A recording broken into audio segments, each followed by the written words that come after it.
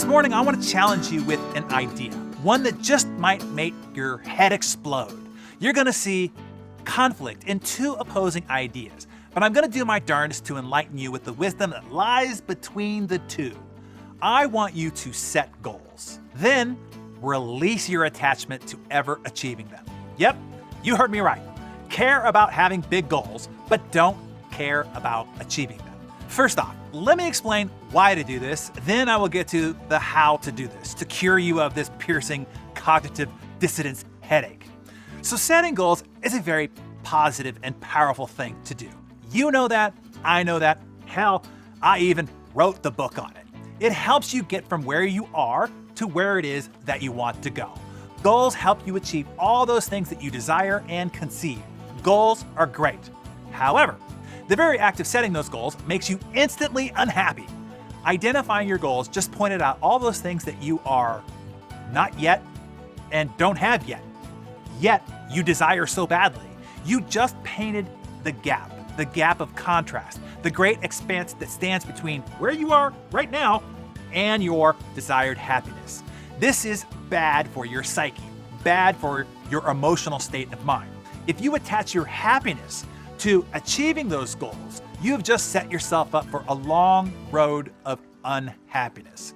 Oh, and then what is sadistic of high achievers is as soon as we finally reach those goals, what do? Yeah, we immediately set new and bigger goals, ensuring our perpetual unhappiness once again. Essentially, we can live our entire lives utterly miserable, chasing a mirage of goalposts that are out on the never-ending horizon ahead of us and that someday happiness. So here is one for your Darren Daily Journal notes. The root of all suffering lies in attachment. It is the attachment to specific results that creates disappointment, frustration, and depression. The root of all your problems are wanting and needing things to be some way other than the way they are right now. Oh man, I hope you captured that. Let me rewind this for you and say it again. Wanting and needing things to be some way other than the way they are now is what causes all your unhappiness. So before your brain freaks out, let me answer the question screaming in your head right now. How can I focus on achieving if I'm not focused on achieving a specific outcome? Is that about right? Is that what you're thinking now? Well, it's the difference between travel and traveling. Let me explain. Travel, as defined by dictionary.com, is to go from one place to another. That is your life, going from one place to another, usually miserable all along the way, constantly whining aloud or inside, are we there yet? Are we there yet?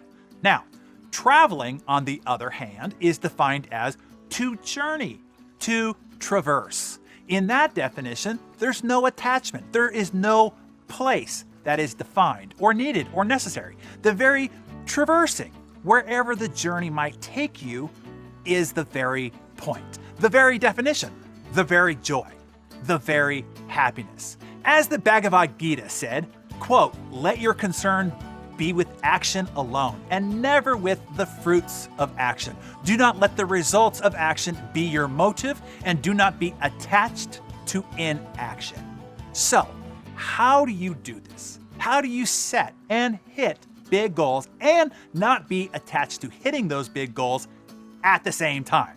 You do it by, instead of focusing on the goals, you focus on these three things. You ready? Get your notebooks out. Number one, purpose. What is your ultimate purpose? Why do you exist? Why do you matter? How do you want to matter?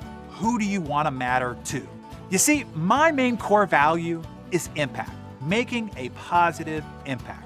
If what I'm doing on a day-over-day, hour-over-hour basis is contributing to that purpose, then I am happy, I am fulfilled, I am on purpose.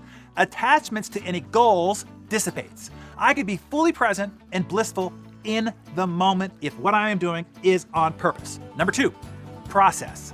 My second core value is excellence. This is how I find joy and happiness in traveling, in the traversing, in the hour-by-hour adventure without being consumed by the "are we there yet, are we there yet" syndrome. The journey becomes the joy. When you aim to bring excellence to everything you do, it is exhilarating. And number 3, which happens to be my third core value, by the way, is growth. Here is another one for your notes. If growth is your goal, you will eventually far surpass any goal you can conceive of standing where you are now. One of my team members joined me for a walk and talk recently. She asked me what my vision was for our organization. Where did I see us in 5 to 10 years? My response was, I have no idea. Probably not comforting to her, so I explained.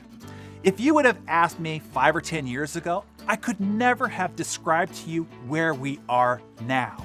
If I had tried to describe it, and if I stuck us to that vision, it would have significantly constrained us from having arrived where we have. Continuing, I explained, all I focus on is growth. Growth is the only goal. What does that mean?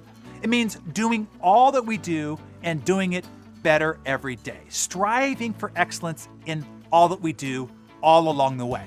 What do? Impact. We positively influence influencers.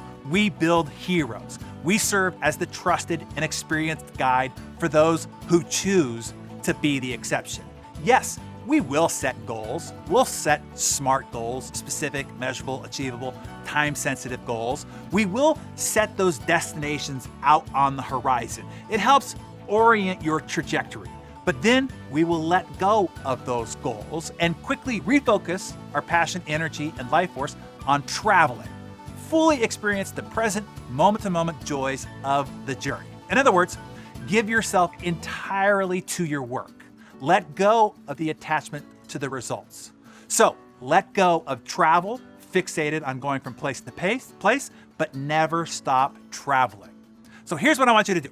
Share your thoughts in the comments below and in your Darren Daily Journal. And write hashtag be the exception and or hashtag better every day if you agree and are committed to be.